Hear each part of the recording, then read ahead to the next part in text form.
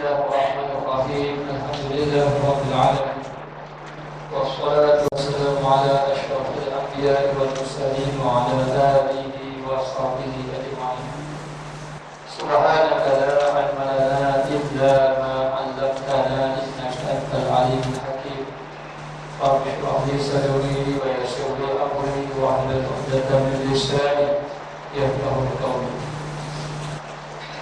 قال المصنف رحمه الله تعالى ونفعنا بعلومه في الدارين.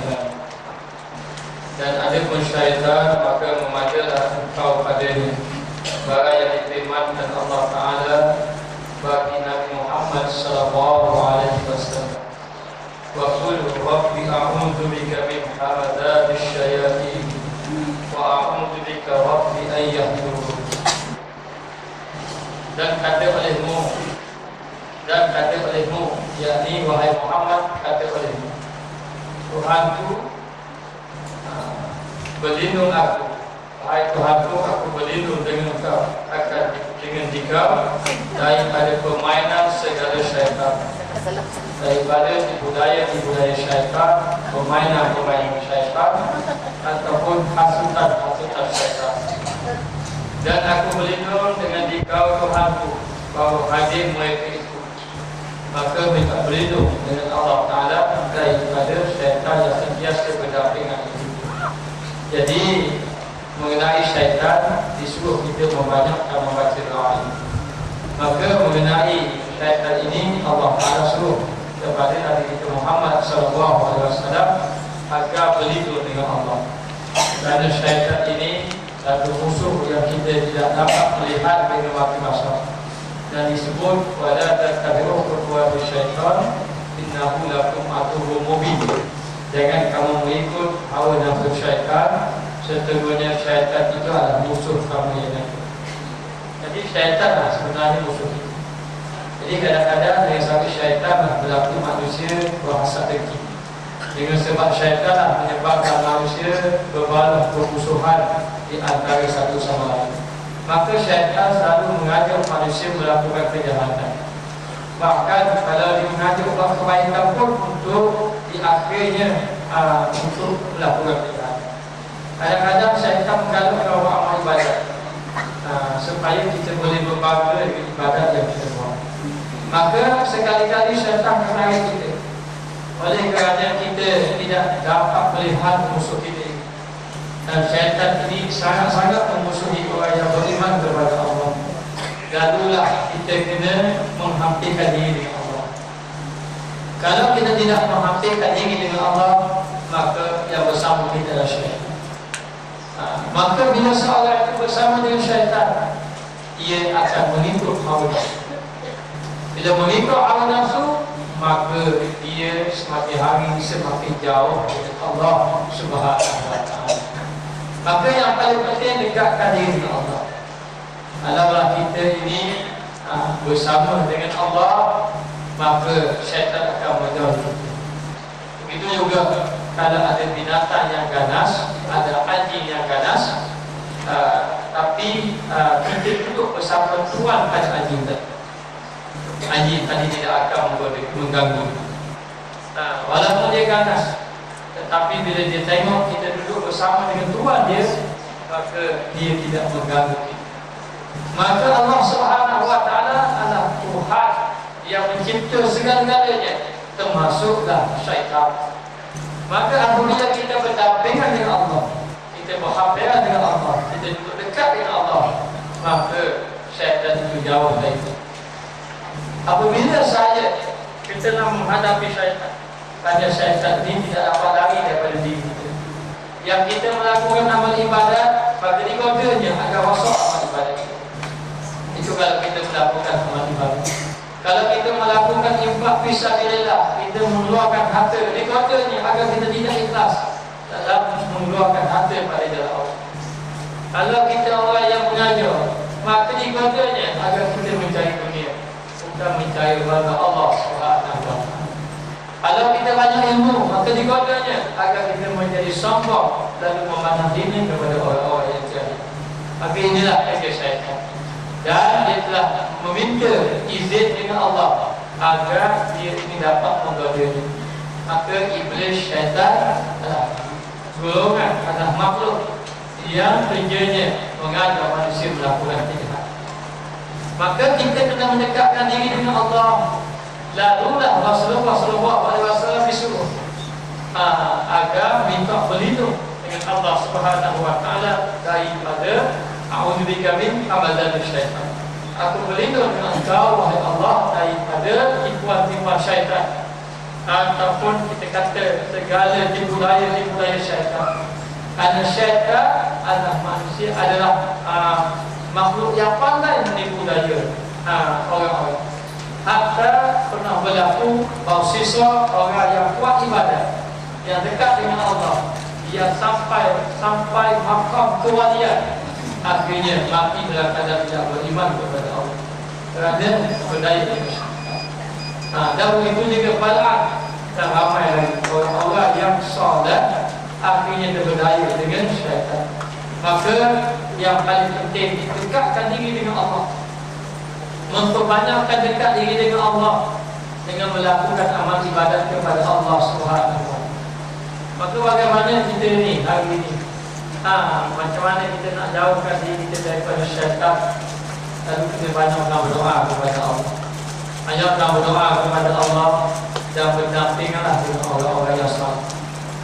Orang-orang yang saleh yang dekat dengan Allah Subhanahu Wa Taala, kalau kita berdampingan dengan dia, hati kita pun akan menjadi tenang, maka kita mungkin akan dapat menjauhkan diri daripada melakukan maksiat.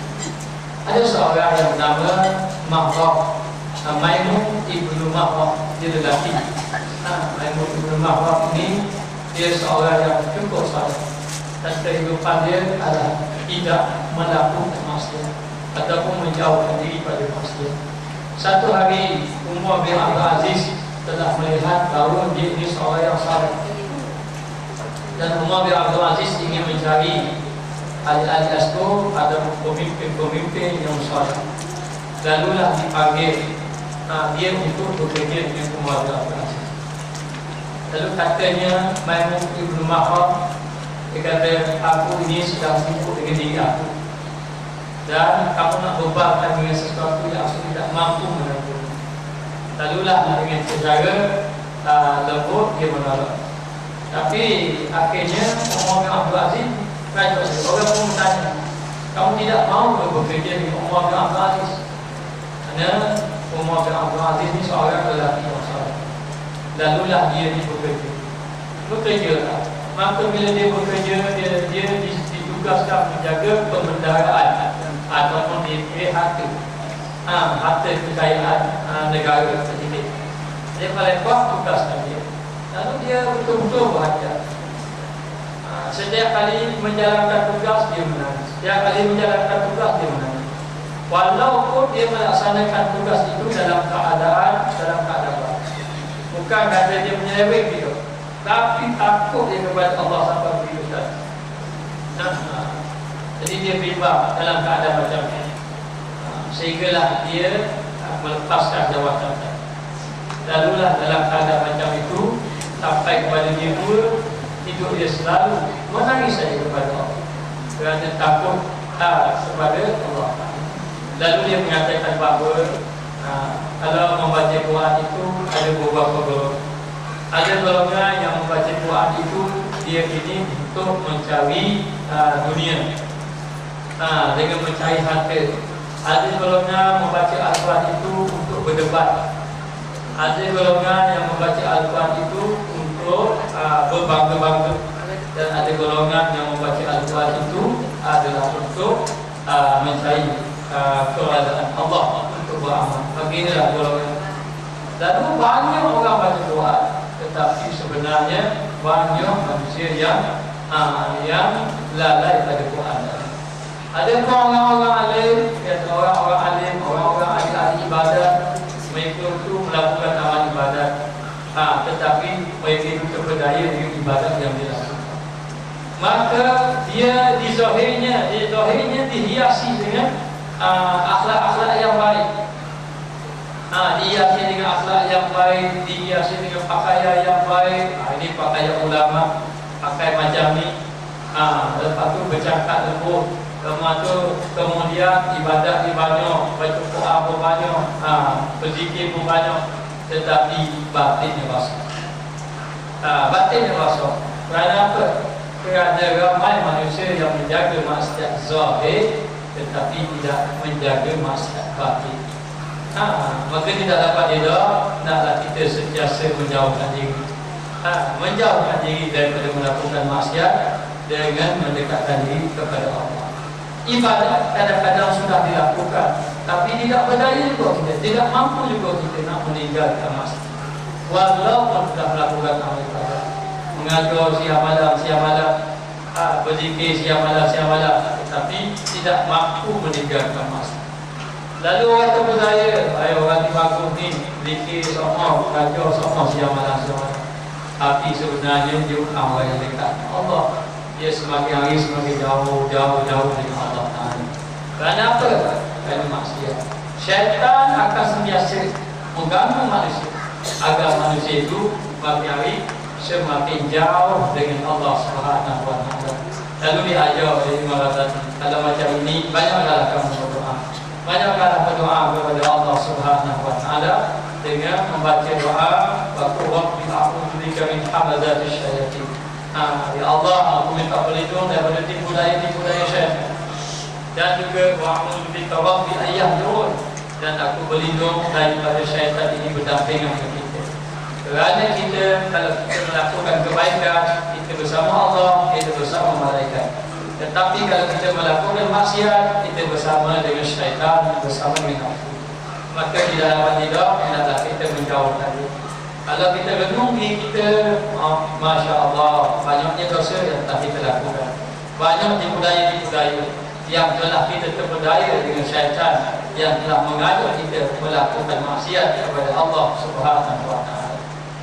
Maka dia kata di sini, maka ini yakni Rasulullah SAW yang terlebih sebaik-baik orang yang amilin, manusia sebaik-baik orang yang beramal.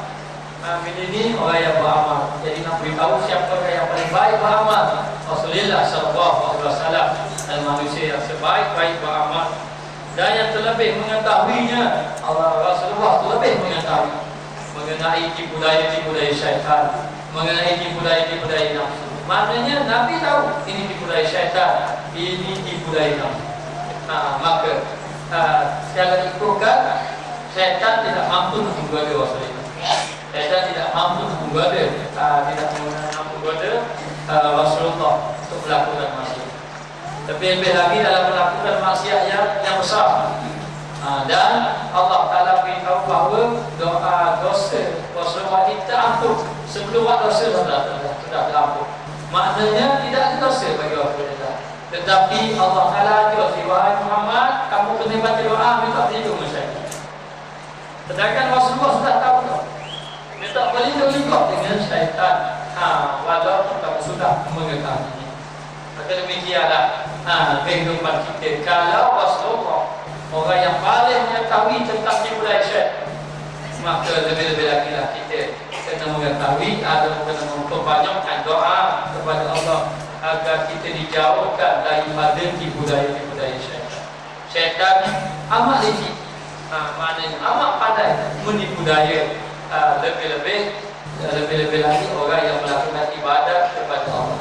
Sehingga kan dikatakan bahawa 1000 orang yang abid, orang yang melakukan amal ibadat, aku tidak takut kalau dibandingkan dengan seorang yang alim. Tetapi banyak juga orang yang alim itu, aku tidak takut kecuali orang alim itu yang beramal kepada Allah.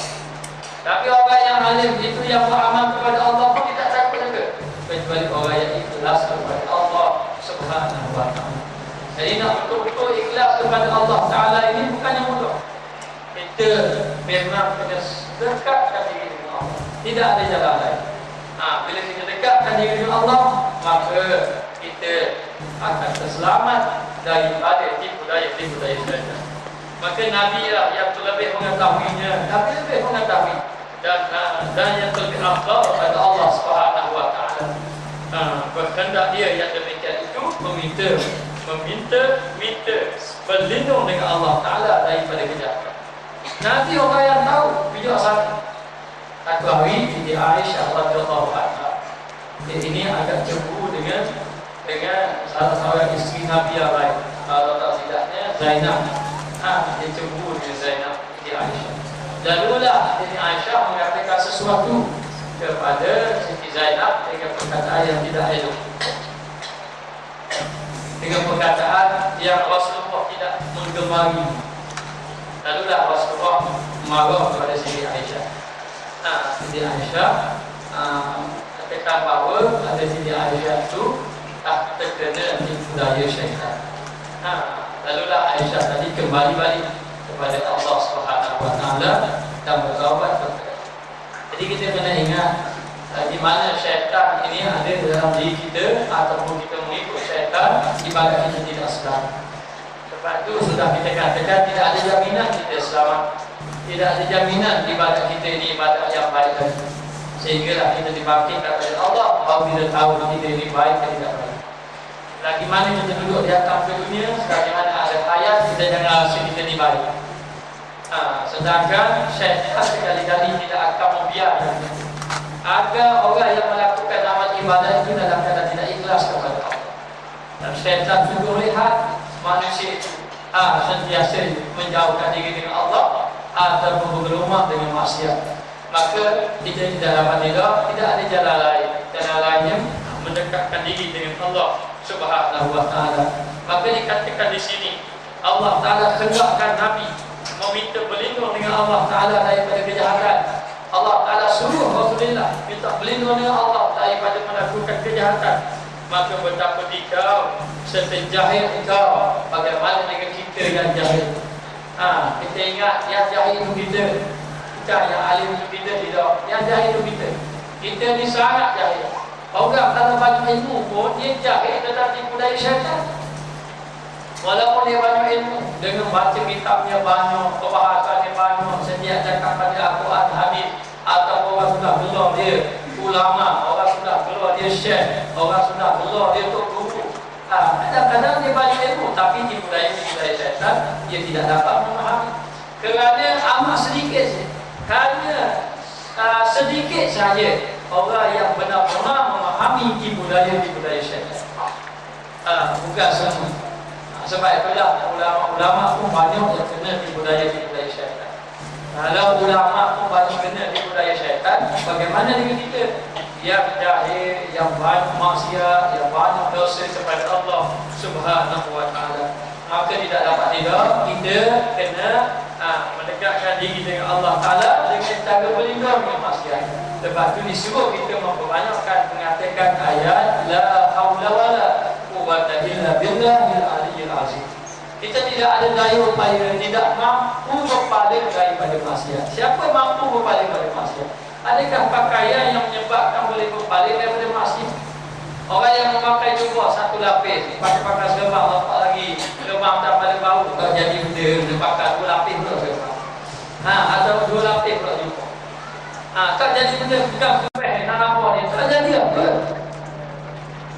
Allah Ta'ala tidak memandang pada pakaian kamu yang hebat.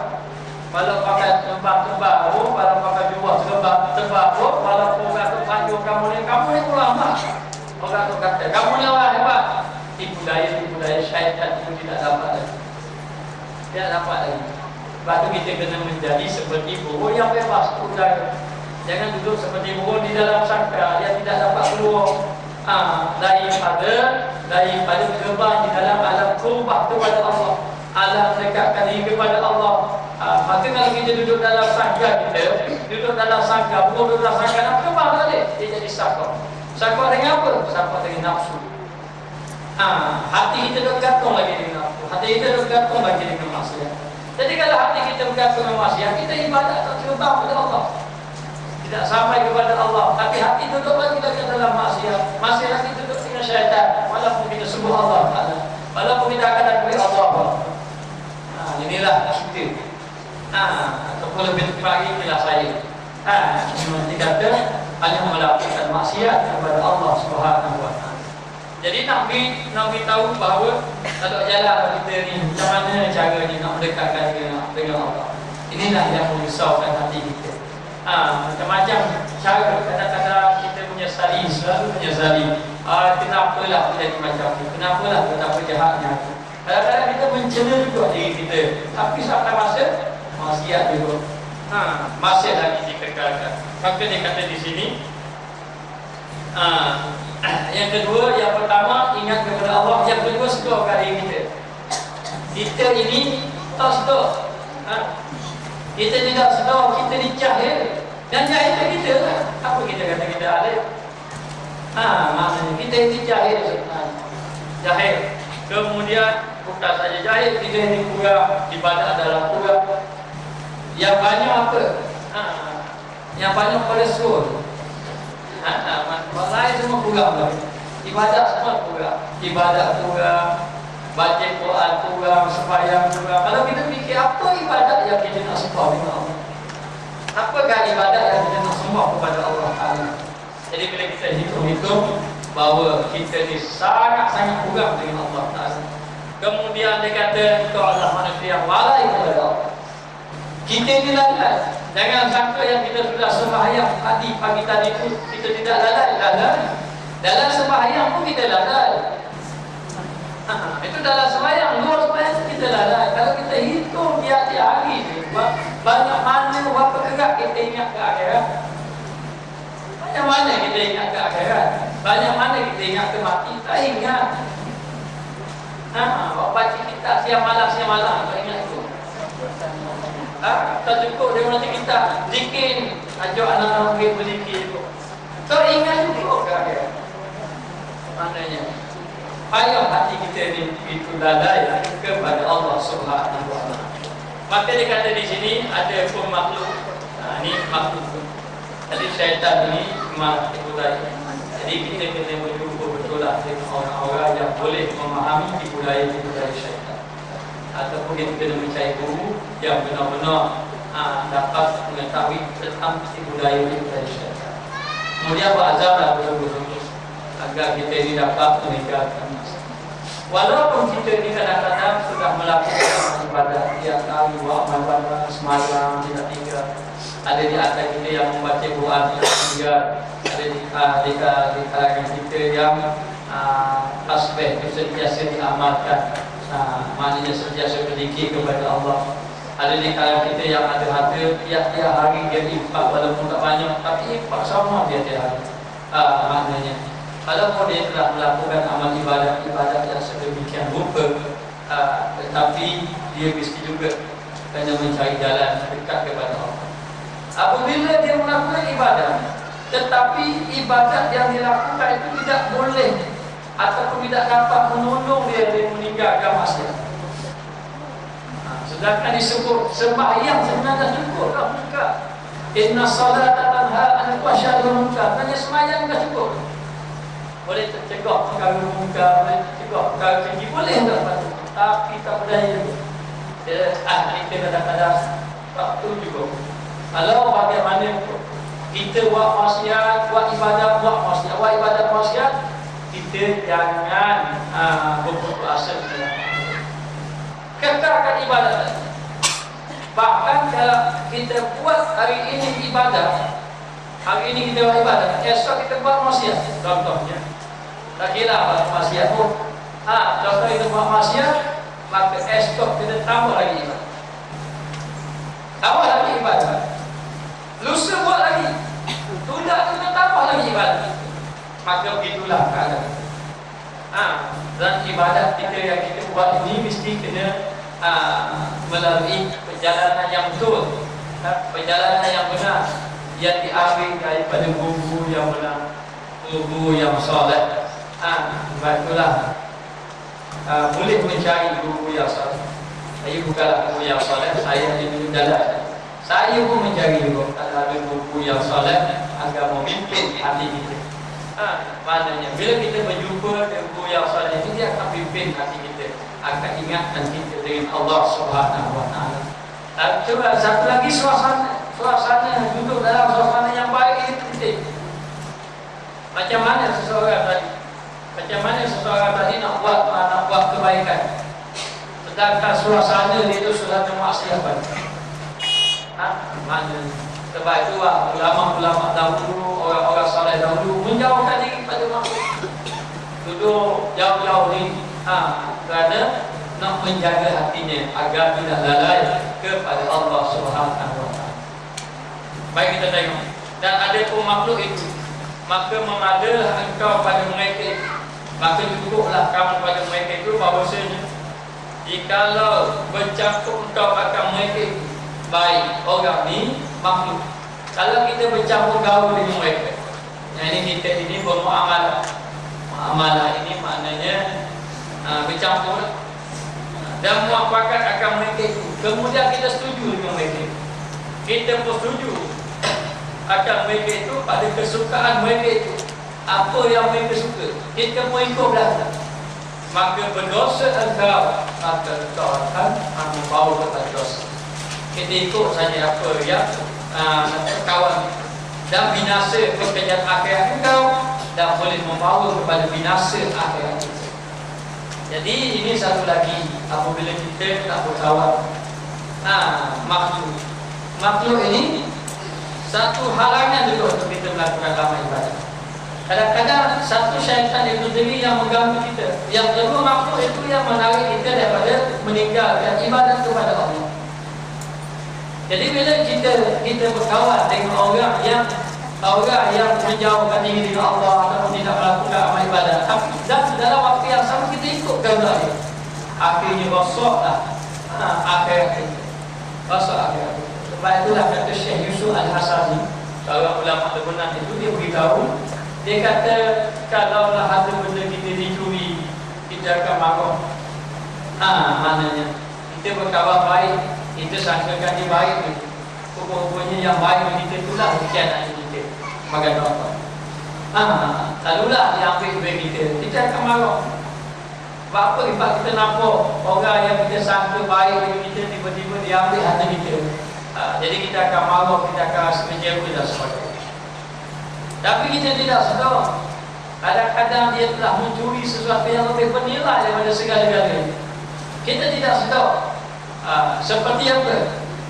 Seseorang yang sudah ada akhlak yang baik, dia sudah ada akhlak yang baik, dia sudah ada ibadat kepada Allah, dia ini seorang yang sembahyang, lepas tu perangai dia baik, akhlak dia baik. Tapi bila dia berkawan dengan orang yang buruk akhlaknya, maka bila dia berkawan dengan orang yang buruk akhlaknya, maka akhlak yang baik itu telah hilang, seolah-olah telah dicuri dan dibuang di tempat yang lain, dan diisi dengan perkara-perkara yang buruk.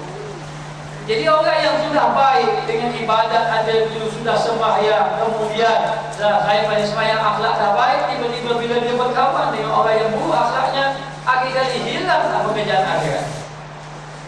Sebab itu kalau kita berjumpa dengan seorang yang sudah baik, yang boleh membantu akhirat kita, kalau kita tinggal dia sebagai contoh, akhirnya rosak amal ibadat kita. Lalu disebut, dia kata di antara orang yang dibenci oleh Allah Subhanahu wa taala, yang pertama, apabila diberi orang alim dengannya, maknanya dia boleh belajar orang alim, tapi dia menjauhi orang alim. Maknanya dia menjauhi orang alim tadi. Padahal dia boleh belajar. Sama ada orang alim itu mari kampung dia, ataupun maknanya dia duduk dekat rumah orang tu, orang alim tadi, tapi dia tidak mendekatinya. Tidak mendekati, maka ini dikatakan orang yang sombong dengan Allah ataupun dibenci oleh Allah Subhanahu wa taala. Yang kedua, apabila dia dapat ilmu, apabila mendapat ilmu, maka dia tidak mau mengamalkannya. Apabila ada orang alim, tidak mau mendekatinya. Apabila ada ilmu, tidak mau mengamalkannya. Dan yang ketiga, apabila mendapati seorang kawan yang baik, seorang kawan yang baik, dia meninggalkannya. Sudah ada kawan yang baik, tapi dia tinggalkan, tapi dia pada kawan-kawan yang buruk. Sebab itu dia kata cukuplah kalau kamu nak tengok dia ni baik tidak baik, maka kamu lihat kepada kawan dia. Kalau dia berkawan dengan orang yang baik, maka baik dia. Kerana kawan dia ini mempengaruhi dia. Lepas Nabi sebut fanzur ila man yuqalilu, maka lihatlah kepada siapa dia berkawan. Pada kawan dengan orang baik, maka nescaya dia menjadi orang yang baik. Maka makhluk ini, yang termasuk makhluk ini anak-anak kita, kita ataupun kalau muslimat suami-suami lepas ujian harga sahabat anda. Maka kadang-kadang inilah yang mengganggu ibadat kita kepada Allah. Inilah yang mengganggu kita ibadat kepada Allah. Minta maaf banyak. Kadang-kadang orang itu sudah pergi masjid surga, tapi bila Allah Ta'ala kurniakan dia anak, lalu dia sudah tak pergi lagi. Pada peringkat awalnya memang tak pergi kerana sibuk anak kecil lagi. Sampai kan anak besar, tak pergi pas sudah. Dia tak pergi. Mana keadaan macam ada yang begitulah. Kadang-kadang ada juga yang duduk seorang ni tidak kahwin lagi, pergi masjid seorang, dengar kuliah duduk depan. Tapi apabila sudah berkahwin, sudah tidak pergi dah. Maka ayat, ingatlah ayat, wala tulhikum amwalukum wala auladukum an zikrillah. Jangan kamu dilalaikan oleh harta benda kamu dan anak pinak kamu daripada mengingati Allah Subhanahu wa taala. Maknanya jangan kita dilalaikan. Maknanya bagi pendakwa dia tidak boleh dilalaikan oleh isteri dia, tidak boleh dilalaikan oleh anak. Dia mesti kena menyampaikan dakwah daripada jalan Allah Subhanahu wa taala. Jangan sampai anak dan isteri menjadi penghalang untuk melakukan amal ibadah. Nanti kalau isteri memberi sokongan, itu yang lebih baik. Begitu juga, begitu juga isteri, begitu juga suami, begitu juga anak-anak kita.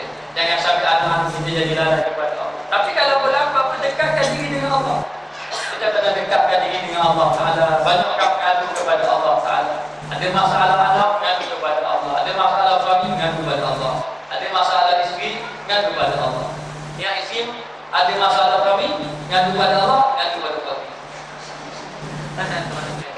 Jadi nak beritahu dalam keadaan itu kita mesti serah balik kepada Allah Subhanahu wa taala.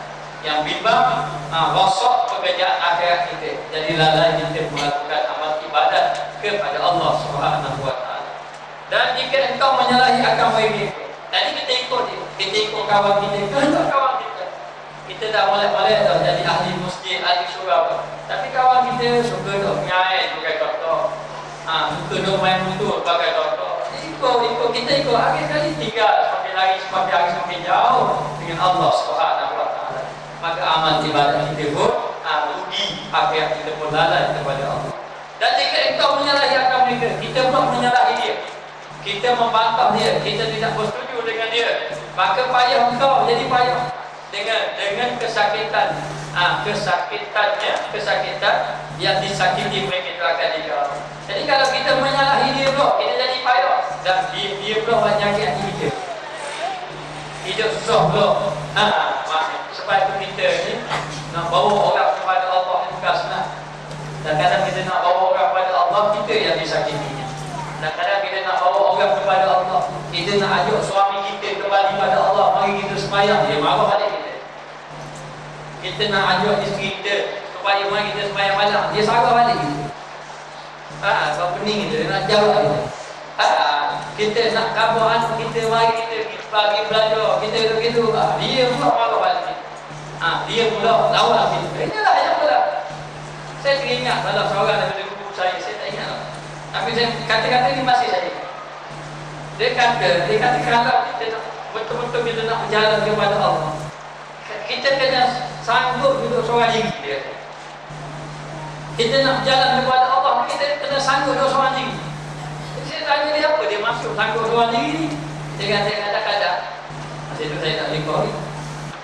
Dia kata kadang-kadang bila kita nak buat amal ibadah, dia ajak kita nak setuju kita pun ada, mak tak setuju pada kita pun ada, adik-adik tak setuju pada kita pun ada, suami tak setuju pada kita pun ada, isteri tak setuju pada kita pun. Dalam kita nak mendekatkan diri kepada Allah. Jadi bila kita ada betul-betul tak setuju dengan kita pun ikut arah dia. Bila ikut arah dia bunuh dia. Kadang-kadang suami tu dah pakai baju Melayu tu, pakai baju Melayu, pakai jubah nak pergi surga dah, pukul 6 lebih pergi surga dah, siap-siap dah. Isteri kata, bang, nanti ada potongan harga. Isteri dia kata, potongan harga dia kata, kalau kita lepas makin orang kurang sikit, malah kita pergi masa tu. Dia tahu lagi, ya sungguh dia pun tak kata tukar baju itu, tukar dalam uniform. Tukar baju, habis, kosong habis, kosong boleh.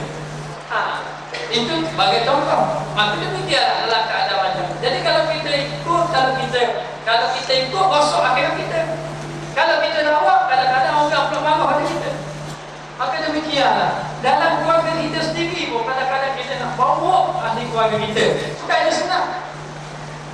Sebab tu dia sebut, dia kata wastabi alaika, maknanya apa ni, waqtu ahlaka bis-salat wastabi alaiha. Hendaklah kamu suruh ahli keluarga kamu ini sembahyang dan kamu sabarlah dengan mereka. Allah suatu pun dah kan. Mana kena sabarlah. Kalau kita lawan, kita cakap, memang kita akan disakiti. Tapi begitulah perjalanan kita.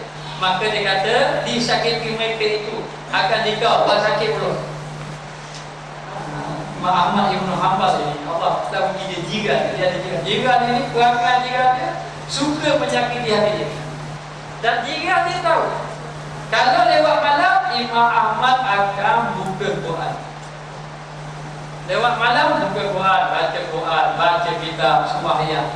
Inilah jiran dia tahu. Maka ketika dia tahu dah, oh masa ini Imam Ahmad nak buat ibadah, masa inilah dia waktu buat bisi. Buat bisi. Jadi Imam Ahmad dia kenal jiran dia jadi orang kata jadi bakal. Jadi suka waktu dia nak orang, buat soleh orang. Jadi dia memang tidak setuju. Kalau dia saja, orang tu memang penuh. Kalau dia ikut setuju, dia pun jadi rosak juga. Jadi dia pun tak layan. Dia tetap beribadah. Tapi selalu diganggu oleh jiran. Hinggalah satu hari dia buat ibadah, jiran dia tak ganggu dia. Susah hati pula. Di mana jiran dia? Biasanya dia kena ganggu. Jadi satu hari jiran dia tak ganggu. Dia jadi susah hati. Mana pergi jiran dia ni? Tapi orang zaman dulu, maknanya kalau tak ada rumah tu susah lah. Orang zaman tadi, pukul 3 pagi dah dia tak boleh berdiri. Saya pernah tanya seorang, dia ada anak kuat. Tak apa pada lewat. Saya tanya dia kata biar dia lewat, dia sekarang pengayuh ibu. Maknanya, dia sekarang pengayuh ibu. Ayah dia marah sama dia. Jadi marah sama dia pun sekarang kita pun malah nak melawan. Ayah dia okey dia boleh lewat. Sebab anak dia ni sekarang pun ayah, maka dia biar anak dia boleh lewat. Tapi anak dia anak kuat. Nak untuk pergi mari dia untuk. Ini yang berdapat. Lalu Imam Ahmad dia rasa suka hati. Ke mana jiran dia pergi? Ayah dia kau jiran malam-malam. Tak setuju. Lalu dia pergi cari. Rupanya jiran dia kena tangkap. Jiran dia kena tangkap kerana melakukan kejahatan lah. Kena tangkap. Maka dia pun pergi jumpa dengan ketua polis. Kebetulan ketua polis itu adalah anak lebih kepada Imam Ahmad. Ketua polis pun belajar agama tu. Boleh tu. Belajar agama. Boleh baik-baik tu. Jadi Imam Ahmad pun pergi Jambi. Ada duit dia pergi Jambi. Pergi Jambi semua. Masa bebas tu dia tak tahu siapa bebas tu dia. Mana dia cari kawan dia. Kawan dia tak ada seorang. Masa dia tak ada kawan dia. Dia balik. Pagi kali dia pergi tanya ke polis tadi, siapakah yang jamin dia? Tadi dia kata yang jamin kamu itulah jiran kamu. Jika hanya satu jiran, beberapa yang jiran dia iaitu Imam Ahmad Ibn Hanbal yang sentiasa dia ganggu tiada mana. Akhirnya jiran dia jadi anak murid bagi Imam Ahmad Ibn Hanbal. Kalau kisah Imam Ahmad ni banyak cerita maka dia kata di sini, jadi kalau kita lawan dia, kita canggah dia, kita menyalahi dia, kawan-kawan kita ni, dia akan menyakiti kita. Ataupun dia benci mungkin itu akan dikau, ataupun dia benci kita. Cuba kita berkawan orang, kita nasihat sama dia. Dia suruh ni. Jadi jadilah awak ni, kita kena pergi belajar tu. Kita kena pergi belajar. Maknanya buat kerja gini pun tak sudah juga ada. Jadi mana? Dari kita hari kecil ada kita baru masuk. Nak sagu aku. Baru masuk. Mana? Tak cakap apa lagi dah. Nak sagu. Akhirnya dia dah. Ini lah orang. Makhluk gada macam tu. Maka dia kata di sini. Dia kata dan Benci mereka itu akan dikau. Jadi akhir sekali bila kita menyalahi dia, kita tak setuju dengan dia, dia akan benci balik pada kita. Dan makruhnya mereka itu atas engkau, makruhnya benci. Yang dibencinya mereka itu atas engkau, pekerjaan dunia engkau, sampai membawa kepada pekerjaan dunia kita pun jadi rosak. Sampai kita buat baik dengan dia je, habis dia pun tak tolong kita, pekerjaan dunia pun habis jadi rosak juga. Inilah makhluk, susah ni makhluk ni. Maknanya baik kita ada kawan, baik kita ada jiran, susah kita biarkan rosak dia, rosak kita. Kita tak mau biar, kita larang. Kita larang dia. Akhir kali dia pula benci pula kita. Akhirnya yang berlaku dalam keadaan kita nak beribadah ni, kadang-kadang yang menghalangi makhluk. Akhir sekali dia pun duduk dalam keadaan membenci kita, membawa kepada rosak juga dunia kepada kita. Rosak dunia juga. Habis kita pun nak tegur, pun tak jawab, pun semua habis tak. Akhir sekali boleh membawa kepada putus hubungan silaturahmi. Dan dia kata kemudian tiada sentosa, tiada selamat, tiada aman. Kemudian tiada aman, baru dimasukkan akan dikau kepada berseteru. Akhir sekali dimasukkan membawa kepada engkau akan permusuhan. Akhir sekali membawa kepada bermusuh. Bermusuh. Dah tadi kita bicara tentang syaitan satu hal. Lepas pada itu mengenai makhluk satu hal. Akhirnya menarik kita kepada permusuhan. Kita ingin permusuhan ini kalau boleh elakkan. Jangan cari jalan permusuhan. Jalan permusuhan ini bukan jalan yang baik, dan Islam tidak mengajar kita jalan permusuhan. Maknanya. Maka akhir kali tarik kita kepada jalan permusuhan. Kenapa? Kerana kita menyalahi mereka ataupun kita menentang mereka. Sedangkan mereka itu mengikut hawa nafsu. Akhir kali rosak kita, rosak diri dia dan rosak juga dia. Sehingga kita membawa kepada perseteruan. Dan cita-cita mereka itu akan kejahatan, dan juga dimasukkan kita ini akan melakukan kejahatan. Ikut arah juga kepada dia, dia pula menarik kita kepada melakukan kejahatan. Inilah bahaya. Tidak aman kita, tidak sentosa kita dengan makhluk. Macam mana kita nak menghadapi makhluk ni yang selalu melalaikan kita dalam melakukan ibadah? Maka jatuh di dalam kejahatan mereka itu, lalulah kita jatuh di atas kejahatan mereka itu terhadap kita. Akhir kali mereka itu buat jahat pada kita. Sedangkan kita buat baik, kita lawan dia, kita cakap dia, kita nak nasihat dia. Sebab tu akhir-akhir lagi kami nasihat payah. Kami nasihat payah. Kalau orang jumpa saya tak perlu nasihatkan sianu, saya kata gini, awak ikhtiar. Kalau mari nasihat di rumah dia, saya tak nasihat gini, baru hal kita. Maknanya kalau payah-payahnya mari kuliah. Hari buat kita boleh nasihat dalam kuliah. Tapi kita begini, tak amal. Kalau orang lain tak tu kamu gini, kita tak kabur. Bila tak kabur kecuali macam tu adalah kita. Sebab kita tak mengajar orang, saya tak pernah mengajar orang lain. Mengajar diri saya, dia pun dia pun tak tengok lain mengajar diri saya. Mana? Lepas tu kita tak biasa, ada orang tak tahu, kita mengajar. Bagi kita mengajar diri kita. Yang saya sebut kejahatan hati kita. Dia pun tengok tu. Tak ni bagus, ni baik. Oh, kawan ni dia baik. Pakai jubah kamu. Pakai jubah kamu, kasih lepas tu. Apa pakai jubah kasih lepas pakai? Pakai jubah kasih lepas, tak baik lagi. Betul-betul. Nilai yang baik itu bukan tidak di sisi makhluk. Kalau nak nilai yang baik di sisi makhluk, mudah je jadi baik. Yang bercakap gaduh-gaduh, orang ni marah ni gaduh. Cakap lagi itu di sisi makhluk, tapi di sisi Allah Taala. At-taqwa hauna yang yusiru ila sadri salasata marrat. Lalu Nabi sebut takwa di sini, Nabi doakan tunjuk kat dada dia. Maknanya apa? Duduk dalam hati. Duduk dalam hati. Takwa. Dan dia kata duduk dalam, diulang 3 kali. Takwa duduk sini, bukan duduk sini. Bukan duduk sini tu. Dah awak makannya tunjuk action je. Tunjuk action lagi. Maka dia kata di sini membawa kepada kejahatan mereka. Maka jika memuja akan dikau, jika kamu puja dia, kamu puji dia pula. Maknanya dia ni baik, dia ni tidak puji pula dia dan membesarkan akan dikau. Membesarkan dikau. Takut atau fitnah. Akhirnya membawa kepada fitnah juga. Dan juga ujub, membawa kepada ujub. Fitnah ni membawa kepada dosa. Kalau orang buat baik, kita nak puji dia pula. Ataupun kita kalau dia buat jahat pun kita pun puji juga dia, kita pun sanjung juga dia. Akhirnya rosak, jadi fitnah kawan kita rosak. Jadi orang ni payah kita. Kalau orang tu buat tak molek, kita nak tegur tak boleh. Kalau kita tegur, jadi rosak dia, rosak kita.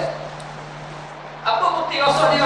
Dia jadi kau nak marah pada kita. Kita jadi kau nak marah, jadi bermusuh dengan kita. Kita pun pasal nak marah juga. Kita tegur ni baik, ni marah kita. Jadi kita pun jadi nak marah. Akhir kali bawa pada permusuhan. Dia pun benci kita, kita benci dia. Dia benci kita sebab apa? Sebab kita menyekat nafsu dia.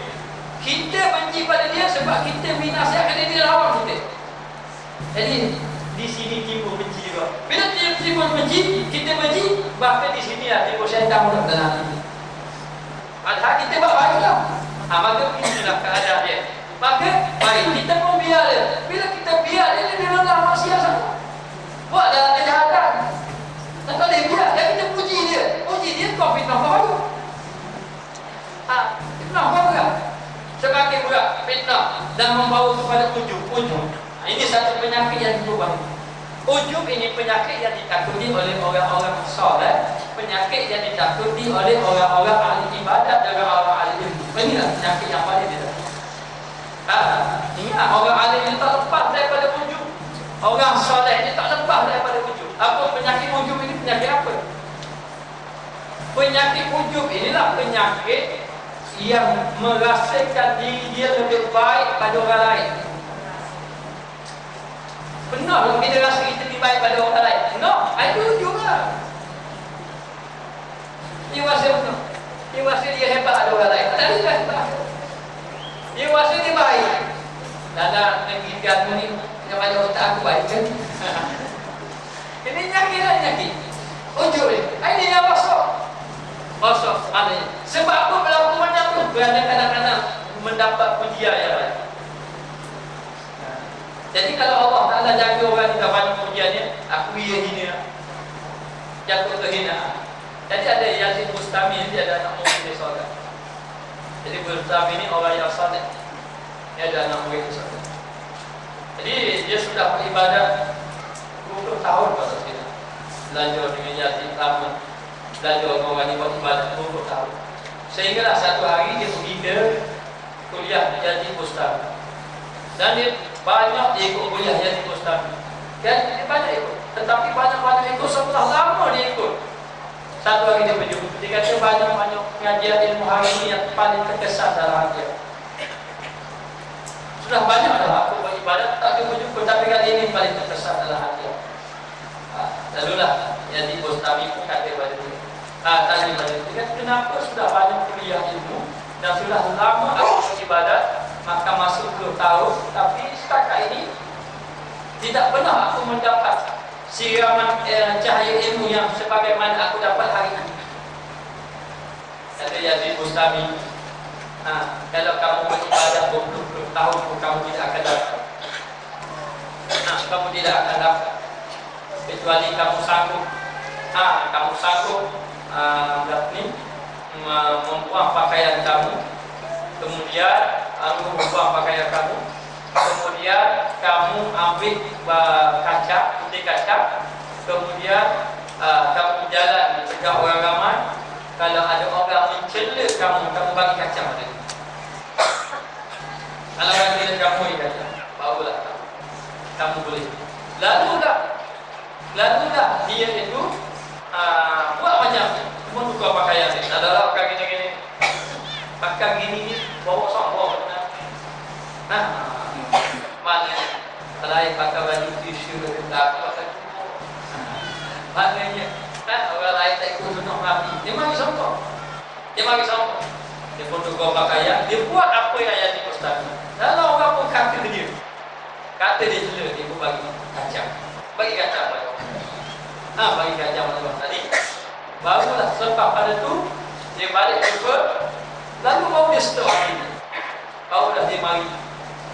Maknanya, baru tadi Haji Mustami buka sekali. Baru dia rasa. Haji Mustami kata, kalau buka pula macam ini, bertahun-tahun kamu beribadat pun kamu tidak akan jumpa benda ini. Maknanya, kamu tidak akan jumpa rasa takut kepada Allah. Rupanya, di dalam hati orang itu masih ada lagi kesombongan. Bila ada sombong dalam hati, tengok mari berlaku banyak, dah baca kitab banyak. Baca kitab ni orang-orang alim biasa. Mana baca Quran banyak, berzikir banyak kuliah-kuliah ilmu sudah kita belajar. Tapi tak beri kesan. Pernah tak kita terfikir, sudah banyak saya belajar ilmu agama, tapi tak beri kesan langsung pada hati saya. Ilmu belajar dengan saya memang tak beri kesan. Tak saya pun belajar tak banyak dosa. Tapi bila belajar, kenapa tak beri kesan? Kerana di dalam hati itu ada lagi kesombongan. Selagi mana kita ada dalam hati sombong, kita berasa kita ni sudah baik, sudah bagus. Kita tengok orang tak baik, kita rasa kita bagus oleh dia. Kita tengok mananya orang-orang maksiat semua, kita rasa kita baik, bagus oleh dia. Kita tengok orang kafir, lepas tu kita tengok begini. Kita tengok budak kecil, kita akan kata bagusnya, untuknya kamu budak kecil. Kamu ini tidak ada dosa. Aku ini banyak dosa. Tak banyak dosa dalam kamu ni tidak ada dosa. Jangan tengok budak kecil, siapa dulu makan kakak. Kira ayat gini. Tengok budak kecil kata Allah, dia ini banyak dosa. Aku ni banyak dosa. Dia ni tak ada dosa. Bagusnya dia, untungnya dia. Maknanya dia bermakna budak ini lebih baik pada aku. Lepas tu kita pun tengok pula orang yang ahli maksiat. Dia ni buat maksiat dalam keadaan dia jahil. Aku buat maksiat ni dalam keadaan aku tahu. Dia ni buat maksiat zahir. Aku buat maksiat ni maksiat batin. Dia ini ahli maksiat. Tapi kalau Allah Ta'ala buka pada dia, dia bertaubat kepada aku, dia bertaubat kepada Allah, dia lebih baik daripada aku. Hatta tengok orang kafir. Orang kafir ini dia duduk dalam kafir, buat maksiat dia. Tapi kalau dia nak mati, dia bertaubat kepada Allah Ta'ala. Dia bertaubat kepada Allah Ta'ala, maka dia mati dalam keadaan tidak ada dosa. Aku ini duduk dalam beriman, tapi buat maksiat, tak bertaubat kepada Allah Ta'ala. Maknanya kalau mati dalam maksiat, maka orang kafir ini lebih baik daripada aku kalau dia mati dalam keadaan dia bertaubat, dia mati Islam. Kena sampai gitu, jangan orang kafir baik dari kita, dia dalam kafir itu.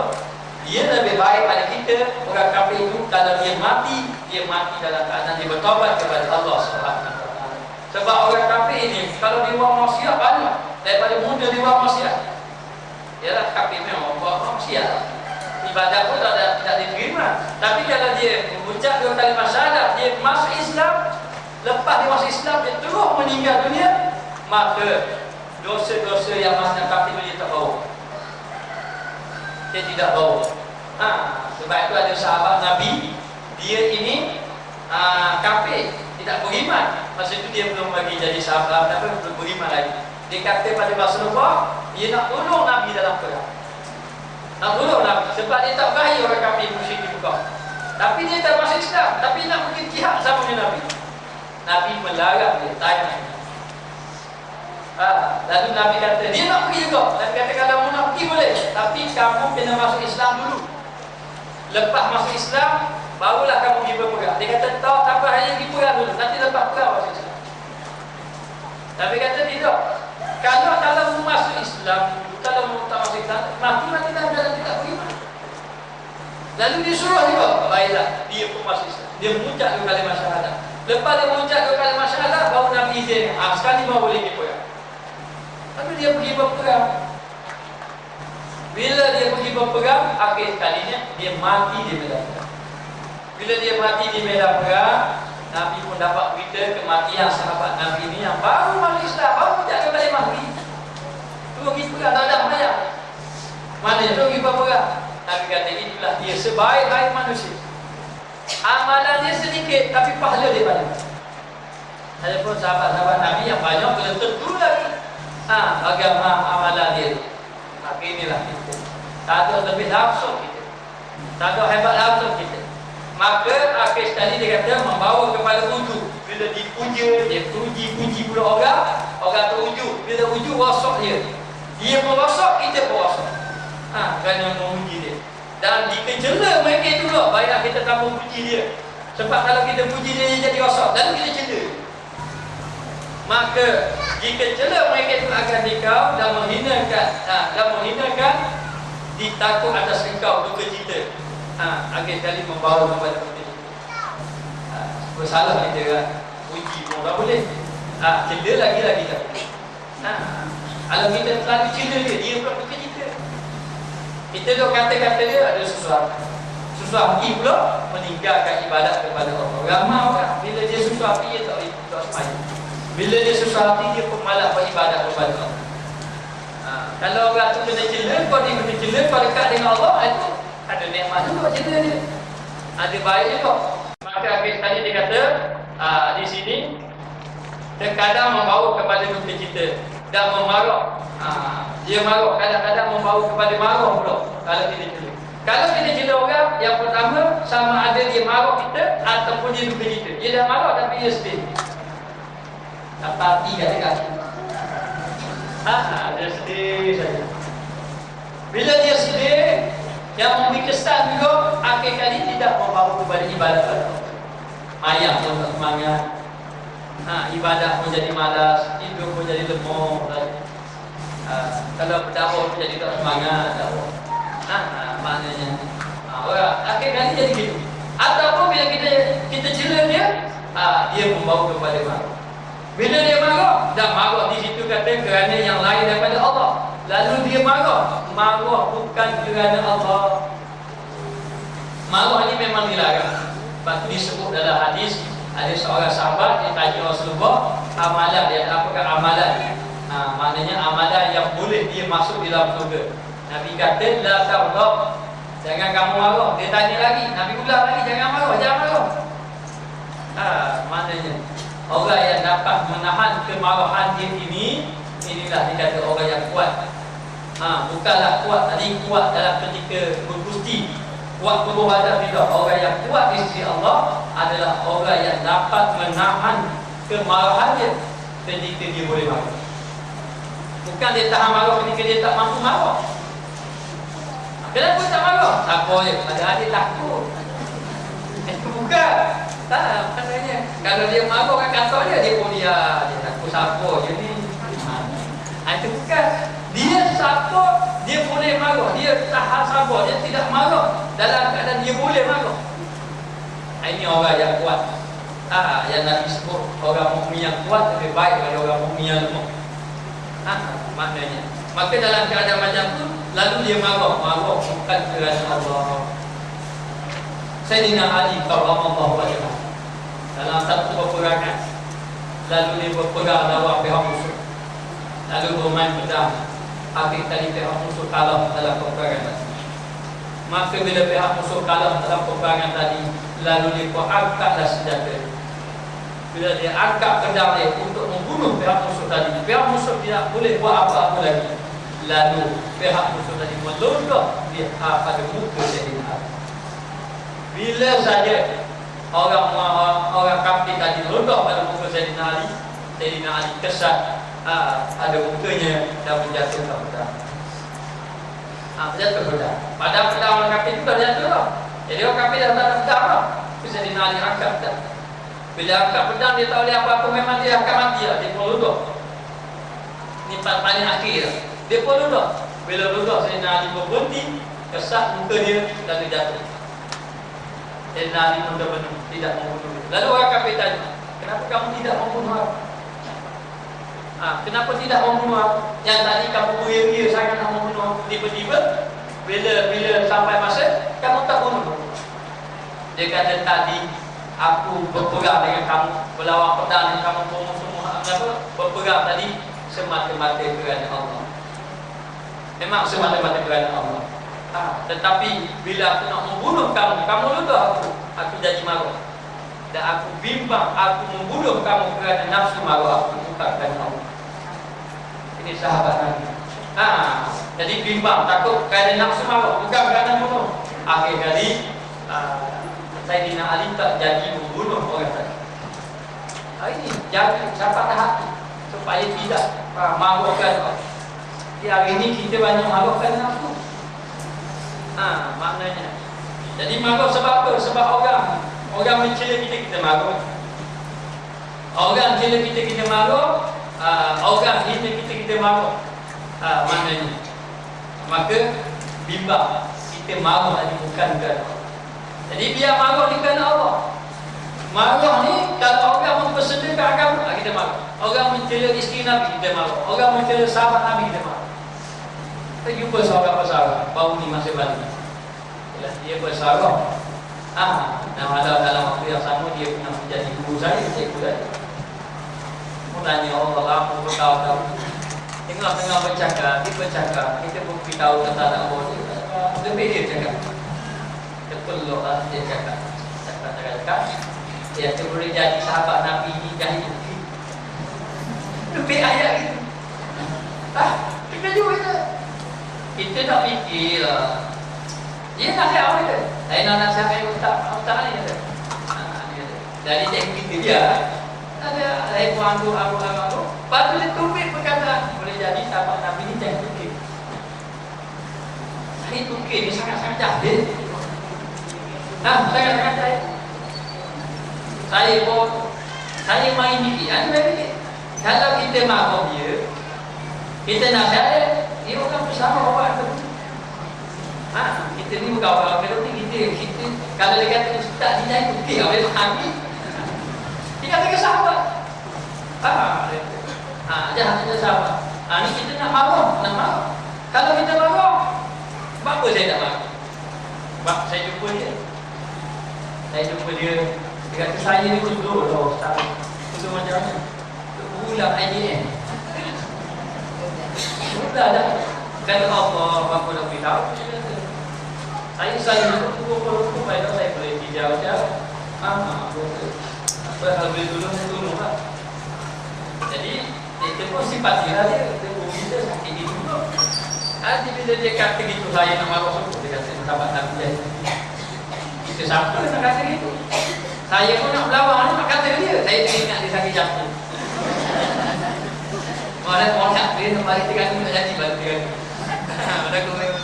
Ayo sikit. Saya cuba cover sikit. Yalah sahabat Nabi ini dia bukan semua ambil bidang ilmu, ada ambil bidang perniagaan. Abdul Rahman Ibn Auf bidang perniagaan, tapi dia tolong sahabat-sahabat Nabi. Lepas tu ada orang lain yang ambil bidang peperangan seperti Khalid Al-Walid. Khalid Al-Walid ini memanglah dari segi ilmu dia itu tidak sebagaimana sahabat Nabi yang bidang ilmu. Walaupun tidak sebagaimana, tetapi pada sahabat Nabi ini dia ini mengatasi ulama-ulama mujtahidin. Kalau Imam Syafi'i itu alim, maka alim lagi sahabat Nabi. Sahabat Nabi yang tidak alim itu yang lebih alim pada Imam Syafi'i itu tidak sebagaimana alimnya Ibnu Abbas, tidak sebagaimana alim sebagai Abu Hurairah. Itu pun dia diam, tapi saya tengok terima. Kata-kata saja. Jadi kadang-kadang ini masalah. Jadi dari segi agama memang kita boleh marah. Sebab benda ini mengaitkan agama, penghinaan kepada sahabat, penghinaan kepada Rasulullah, penghinaan kepada isteri Nabi, penghinaan. Ini benda yang tidak boleh kita biarkan. Pernah berlaku satu ketika Sayyidina Abu Bakar As-Siddiq masa Nabi sembahyang di hadapan Kaabah, Sayyidina Abu Bakar duduk jaga Nabi. Takut orang khianat Nabi ketika Nabi sembahyang. Tiba-tiba datang seorang tua yang buta. Dia orang tua, dia buta. Dia adalah ayah kepada Sayyidina Abu Bakar As-Siddiq. Ayah Sayyidina Abu Bakar sendiri yang bernama Abu Quhafah. Abu Quhafah ni ayah Sayyidina Abu Bakar ni akhirnya beriman kepada Allah. Mengikut riwayat sejarah. Tapi ketika datangnya Abu Quhafah datang ketika di hadapan Kaabah, Abu Quhafah datang dalam keadaan menghina Nabi.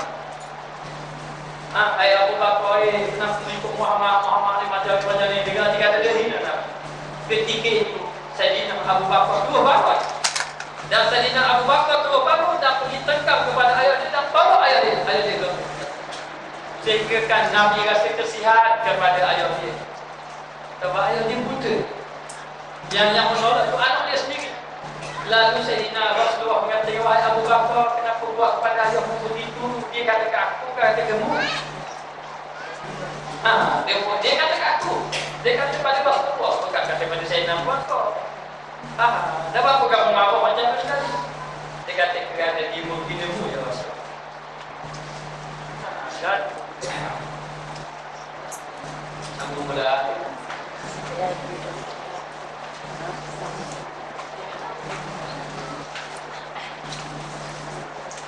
Dia kata yang lain daripada Allah Ta'ala, maka sambung balik katanya Sayyidina Abu Bakar, dia itu kerana menghina Rasul. Kerana menghina Rasul. Dan dia tidak boleh orang hina Allah dan hina Rasul. Hina Allah. Jadi dalam bab ni kita boleh marah, tapi biar marah kerana Allah Subhanahu wa taala. Baik. Dan yang keduanya, pekerjaan itu kebinasaan. Berapa ni? Kebinasakan ataupun membinasakan. Yang membinasakan. Kemudian aku sebutkan bagimu halmu serta mereka itu. Kemudian daripada barang yang adalah kamu kepada kubur dengan 3 hari. Betapa ditinggalkan dikau dan jauh akan dikau dan dilupakan akan dikau. Dan tiada hampir mereka itu menyembuh akan dikau. Seperti kamu tiada melihat akan mereka itu sehari dan tiada melihat mereka itu akan dikau, maka tinggal di sana itu melainkan Allah Subhanahu wa taala. Dapurnya Allah Ta'ala sambung. Ada ilmu apa ni?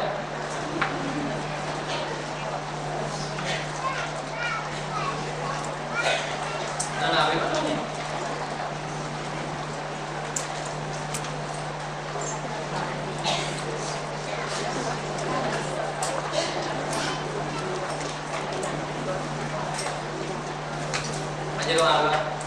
Bismillahirrahmanirrahim. Rabbana zalamna anfusana wa in lam taghfir lana wa tarhamna lanakunanna minal khasirin. Amanna billahi fahman tayyiba. Wa sallallahu ala sayyidina Muhammad wa ala alihi wa sahbihi wasallam. Alhamdulillah.